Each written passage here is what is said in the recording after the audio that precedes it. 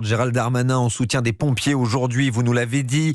Lui, son initiative vise également à soulager, à préserver nos soldats du feu. Il s'appelle Pascal Parmanla, maire de la petite ville de Laveline-du-Houx dans les Vosges. Il a écrit à son député pour proposer une loi simple.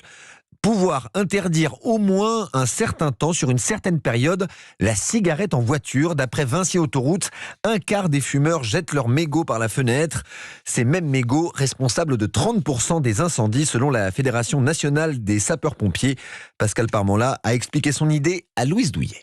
Fin juillet, j'ai croisé, en rentrant chez moi, un automobiliste qui achetait un mégot à travers la vitre. Donc je me suis dit, là il y a quand même encore trop d'incivilité. 135 € si vous êtes pris sur le fait, 3 750 € si vous provoquez des dégâts. Ça fait peu quand même quand on voit ce que ça coûte. Le prix des Canadair, le prix des Dash, c'est en centaines de milliers d'euros. Les dégâts par les assurances, c'est en millions d'euros. On va approcher des sommes qui vont même peut-être atteindre le milliard sur le territoire à la fin de la campagne. Je pense que ça serait une mesure qui serait justement adaptée aux circonstances climatiques et de la dangerosité des feux. Aujourd'hui, on pourrait instaurer une période dès l'instant qu'on est en risque feu de forêt. Et ça, on peut le déterminer. La sécurité civile sait parfaitement le déterminer. Comme ça se fait et comme ça va se faire fin 2022 pour les véhicules dans les zones montagneuses. Vous voyez, nous, dans les Vosges, on va avoir bientôt l'obligation de mettre des pneus hiver ou un dispositif adapté pour pouvoir aller sur la route. Pascal Parmanla, maire de Laveline-du-Houx dans les Vosges, il répondait au micro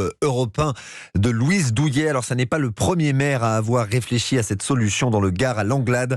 Un arrêté municipal interdit la cigarette en voiture pendant l'été.